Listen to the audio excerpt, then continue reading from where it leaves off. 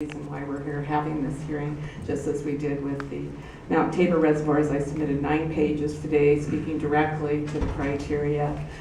As has been stated by many people, the Water Bureau hasn't met the criteria for demolition. It's only in an Orwellian world of doublespeak, and the Water Bureau suggests that they have considered the value of the open reservoirs.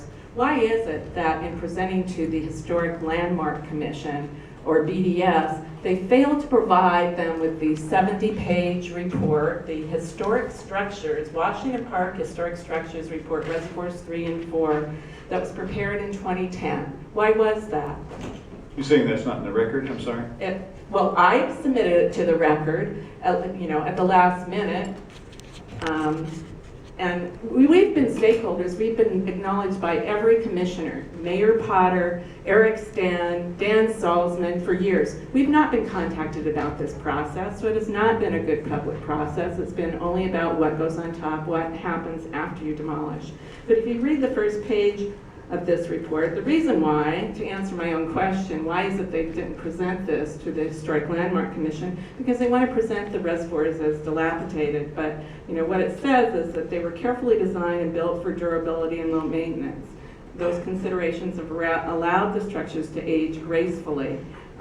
Electronic measuring or pipe controls supplement historic resources instead of replacing them. Concrete finishes on the 2 gatehouses and structural damage at the pump house have been previously repaired. It goes on and on, but the bottom line in all of this, it says that they are generally in good condition. And as others have stated, you can go through goal by goal and there's misrepresentations. And I don't necessarily blame BDS, although who do you have as the applicant for the Water Bureau? A BDS employee who was brought over to the Water Bureau to work on non-mission projects. So that was set up so that you could have BDS working on both sides to expedite this process so that we're not addressing alternatives. The public has never been able to meaningfully address the many alternatives. The risks from seismic are indeed overstated, and FERC, the Federal Energy Regulatory Board that addressed the small hydro plant that was at Mount Tabor, they sent a letter to the Water Bureau that was an example of how the Water Bureau overstates risks.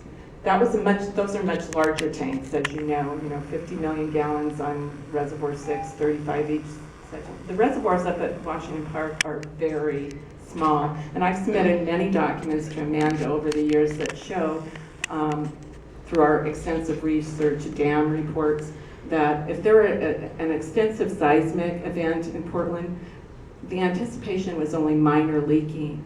Well, those are huge reservoirs, so if there were a catastrophic event up at Washington Park, the damage would be limited given the significant construction techniques that were used in building these reservoirs.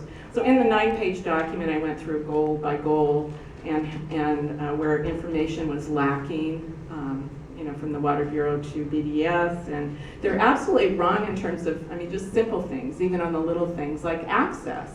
I submitted the resolutions to you. Some of you might have been here. Dan, you were here in 2006, where a resolution was brought to council. We're updating the reservoirs. They opened the access to the reservoirs. I was there for the grand celebration. I sent you the press releases. So in addition to the document, I sent probably 10 emails over the last few days with documents that support the I think those are in the record. Okay. Yeah, no, thank you, and I appreciate your written testimony as well. Thank you. Okay, Mr. Johnson? Good morning.